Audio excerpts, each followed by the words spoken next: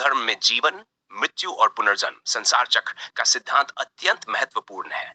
इस सिद्धांत के अनुसार जीवात्मा आत्मा अपने कर्मों के आधार पर विभिन्न योनियों में जन्म लेती रहती है। मनुष्य योनि को सबसे श्रेष्ठ माना गया है क्योंकि इसमें आत्मा को मोक्ष प्राप्त करने का अवसर मिलता है। एक बार एक साधु हिमालय की गुफाओं में ध्यान कर रहे थे। वर्षों की साधना के बाद उन्हें आत्मज्ञान की प्राप्ति हुई। एक दिन एक जिज्ञासु युवक उनके पास आया और बोला, गुरुदेव, मैं जानना चाहता हूं कि जीवन का रहस्य क्या है। मनुष्य योनि में जन्म का क्या महत्व है। साधु ने युवक को ध्यान से देखा और मुस्कुराते हुए बोले, पुत्र, जीवन का रहस्य समझने के लिए तुम्हें 80 लाख योनियों की यात्रा को समझना होगा। यह संसार एक विशाल रंगमंच है जहां आत्मा विभिन्न योनियों में भटकती रहती है। केवल मनुष्य योनि में ही उसे मोक्ष का अवसर मिलता है। आओ, मैं तुम्हें एक यात्रा पर ले चलता हूं। आत्मा की जलचर योनि में यात्रा। साधु ने युवक का हाथ पकड़ा और दोनों एक रहस्यमय प्रकाशपुंज में समा गए।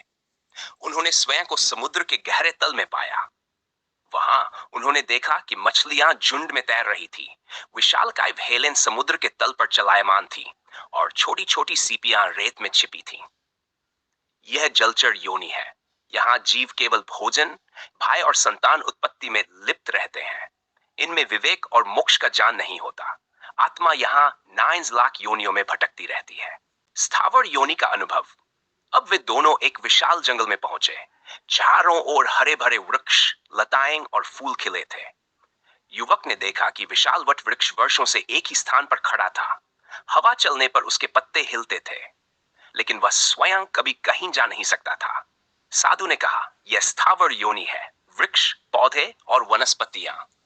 आत्मा यहाँ 30 लाख योनियों में स्थिर रहकर भोग करती है।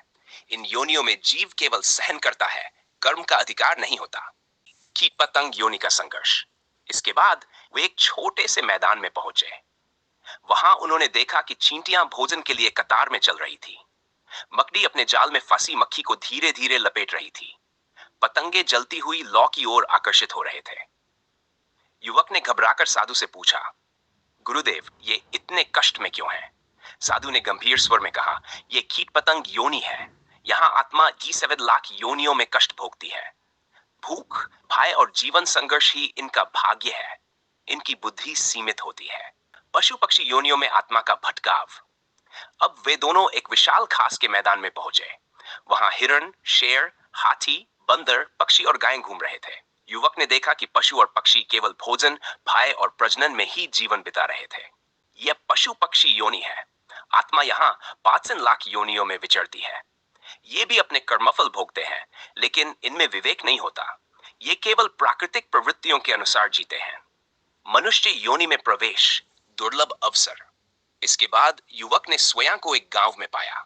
वहां उसने एक बच्चे को देखा जो हंसते हुए खेल रहा था। वह बड़ा होकर एक साधक बना जिसने ज्ञान प्राप्त कर लिया। उसी गांव में एक लालची व्यक्ति भी था जो पाप कर्म कर रहा था। साधु बोले, यह मनुष्य योनि है। इसे 80 लाख योनियों में भटकने के बाद प्राप्त करना अत्यंत दुर्लभ है। यहाँ आत्मा को पूर्ण विवेक, ज्ञान और कर्म करने का अधिकार प्राप्त है। कर्मचक्र और पुनर्जन्म। अब युवक ने देखा कि वही लालची व्यक्ति मृत्यु के बाद एक राक्षस योनि में जन्म लेता है, जबकि साधक स्वर्ग में देवताओं के बीच स्थान पाता है। साधु बोले, पुत्र, कर्मों का परिणाम अवश्य मिलता है। यदि मनुष्य योनि में धर्म, सत्य और भक्ति का पालन किया जाए तो आत्मा मोक्ष प्राप्त करती है। लेकिन यदि पाप कर्म किए जाएं तो वह फिर से निम्न योनियों में गिर जाती है। सीन 7, मोक्ष प्राप्ति का मार्ग। अब युवक ने एक पर्वत शिखर पर एक तपस्वी को देखा जो ध्यान में लीन था। उसके चारों ओर दिव्य प्रकाश था। धीरे धीरे उसका शरीर अदृश्य हो गया और वह प्रकाश में विलीन हो गया। साधु बोले, यह आत्मा का मोक्ष है। जब जीव अपने कर्मों से मुक्त होकर ईश्वर का साक्षात्कार करता है, तब वह जन्म मृत्यु के चक्र से मुक्त हो जाता है। यही जीवन का सर्वोच्च लक्ष्य है। युवक साधु के चरणों में गिर पड़ा और बोला, गुरुदेव, मैं अब समझ गया कि मनुष्य योनि का महत्व क्या है। अब मैं जीवन को व्यर्थ नहीं गवाऊंगा। सद्गुण, भक्ति और सेवा का पालन करूंगा ताकि मुझे मोक्ष प्राप्त हो सके।